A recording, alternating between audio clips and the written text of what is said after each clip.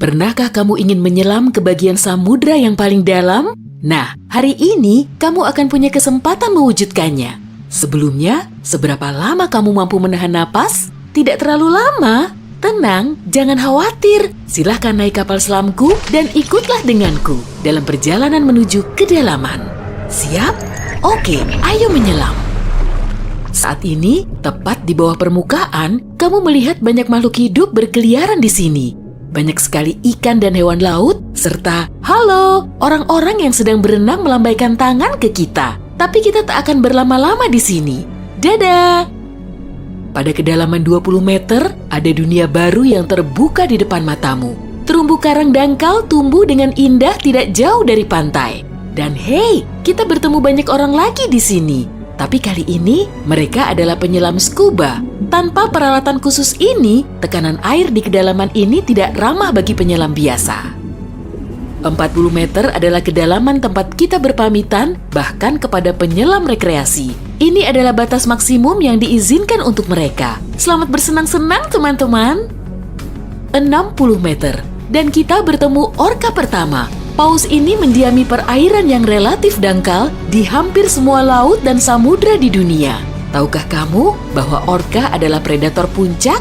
Artinya, orka tidak punya musuh alami dan tidak ada yang bisa mengalahkannya.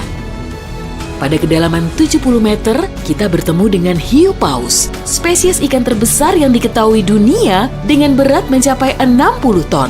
Umurnya pun lumayan panjang, semoga panjang umur selalu ya. Hiu paus bisa hidup sampai sekitar 130 tahun. Sekarang, lihatlah keluar. Jika kamu melihat penyelam scuba, artinya dia adalah seorang profesional. Karena pada kedalaman 100 meter, mereka harus sangat berhati-hati agar tidak terkena penyakit dekompresi. Penyakit ini terjadi jika kamu naik terlalu cepat ke permukaan. Dan jika beruntung, kamu juga bisa melihat gurita Pasifik raksasa. Dia tinggal di perairan dingin mulai sedalam ini dan sampai kedalaman 2000 meter.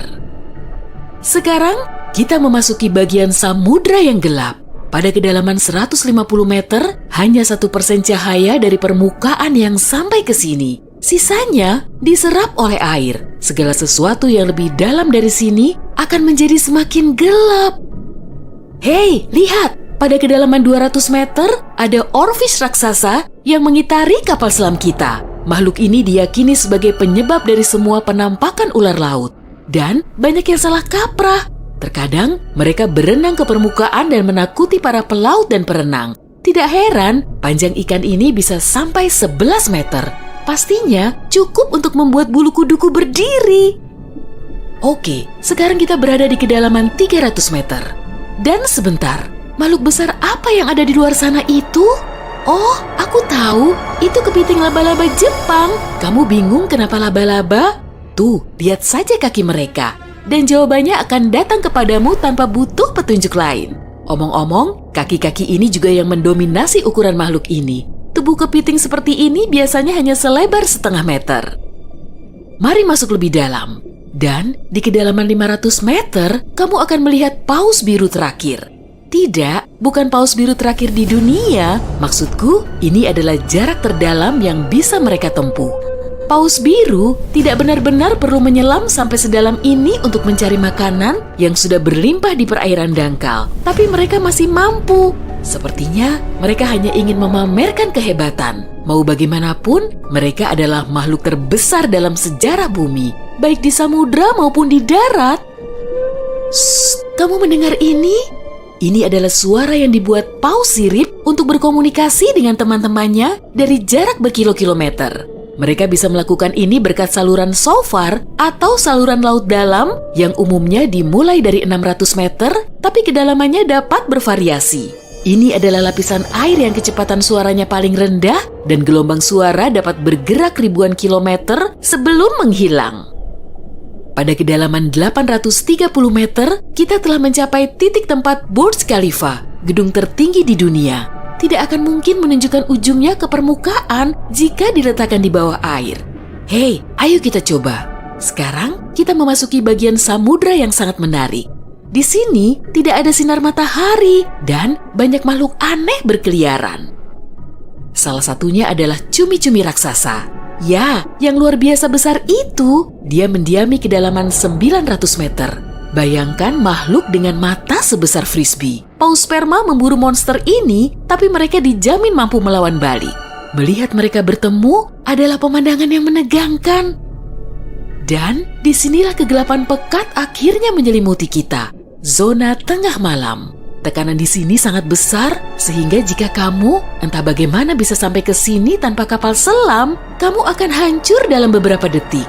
Dan lebih malangnya lagi, tanpa melihat apapun, pasti tidak mau kan? Kembali ke topik. Di kedalaman 1100 meter terdapat Mata Barat, salah satu gunung berapi samudra terdalam di dunia. Letusan terakhirnya terjadi pada tahun 2009 dan bahkan direkam oleh kendaraan yang dioperasikan dari jarak jauh. Di kedalaman 1280 meter, kita melihat hiu putih besar yang ganas. Predator ulung ini adalah jagoan di kedalaman ini. Penglihatan mereka agak buruk dan mereka bergerak menggunakan indera penciuman. Jadi, mereka sama sekali tidak membutuhkan sinar matahari untuk memburu mangsa. Aku tidak melihatmu, tapi tetap akan memakanmu. Selain itu, penyu belimbing, penyu terbesar di dunia, menyelam di kedalaman yang sama. Apa mereka sengaja menyelam sampai sini untuk bermain dengan hiu putih besar? Wah, lihat jala-jala besar itu. Kita sekarang berada di kedalaman 1500 meter, tempat metode penangkapan ikan bernama menangkap semua digunakan. Jala di sini akan diseret di sepanjang dasar samudra, menangkap apa saja yang kurang beruntung di sana. Mengenai seberapa merugikannya metode ini bagi kehidupan samudra, biar kamu sendiri yang menilai. Pada kedalaman 1830 meter, jika berada di Grand Canyon, kita akan duduk di titik terendah dan terdalamnya. Bayangkan semua curug di sana terisi penuh oleh air, maka seperti itulah pemandangan di sini. Nah, jika kita benar-benar berhati-hati, pada kedalaman 2000 meter, kita akan melihat ikan naga hitam. Makhluk yang bagaikan muncul dari mimpi buruk ini tinggal di bagian samudra yang dalam dan gelap. Dan percayalah padaku, lebih baik dia tetap di sana. Bentuknya mirip makhluk dari film horor dan aku lebih suka jika kita tidak berpapasan dengannya di permukaan. Pada kedalaman 2250 meter, kita harus berpamitan dengan paus sperma. Ini adalah titik terdalam yang bisa mereka selami. Dan mereka memang tidak punya urusan untuk menyelam lebih dalam lagi. Mungkin kalau mereka berburu ikan naga hitam, atau justru mereka yang diburu. Mustahil, perbedaan ukuran mereka terlalu besar. Panjang paus sperma bisa mencapai 19 meter, yang menjadikannya paus bergigi terbesar di dunia. Tidak banyak makhluk laut bisa melawannya. Semoga kapal selam kita punya lampu sorot yang kuat ya. Karena tanpanya, kita tidak akan bisa melihat keindahan terumbu karang samudra dalam yang super indah di kedalaman 3000 meter. Terumbu karang ini dapat ditemukan di setiap samudra dan sayangnya tidak bisa dilihat tanpa peralatan khusus untuk menyelam di samudra dalam. Oke, mari terus melangkah lebih dalam. Dan di kedalaman 3700 meter, kita mencapai kedalaman rata-rata samudra dunia. Mulai sekarang, perjalanan menuju kedalaman yang sebenarnya dimulai. Dasar samudra rata-rata telah kita lewati, jadi sekarang saatnya menyelami celah terdalam. Pada kedalaman 4500 meter, monster dari mimpi buruk terburukmu muncul di sini. Anglerfish misalnya, akan membuat siapapun bergidik ngeri. Giginya yang panjang dan bengkok, serta antena di kepalanya untuk memikat mangsa, sudah cukup untuk menimbulkan rasa takut, bahkan di hati orang-orang yang paling berani. Tapi yang lebih mengerikan, mungkin adalah makhluk yang disebut swallower hitam. Itu adalah monster mirip belut yang memiliki perut super elastis dan mampu menelan mangsa yang ukurannya 2 kali lipat. Lihatlah ke bawah, dan kamu akan melihat bangkai kapal terdalam yang pernah ditemukan. SS Rio Grande di Atlantik Selatan yang tenggelam pada tahun 1941 dan mencapai kedalaman 5.760 meter. Tidak heran, kapal ini baru ditemukan 55 tahun kemudian. Sekarang, bagian samudra terdalam dan tergelap dimulai. Kita menyelam ke Palung Mariana. Menurut pengukuran resminya, Palung Mariana dimulai pada kedalaman sekitar 6.000 meter. Ini adalah area yang paling jarang dieksplorasi dan paling menarik bagi para ilmuwan dan petualang. Apa yang ada di dasarnya? Baiklah, kita akan melihatnya. Tapi selagi masih dalam perjalanan, aku akan menunjukkan hal-hal lain yang ada di sini. Misalnya, ini adalah ikan terdalam yang pernah ditemukan. Namanya ikan siput. Dan dia tinggal di kedalaman 7.900 meter. Tubuhnya tembus cahaya sehingga kamu bisa melihat menembus kulitnya. Ya, untungnya kita tidak mematikan lampu. Bentuk makhluk mungil ini ternyata sangat imut bagi makhluk yang mampu menahan tekanan sekuat ini.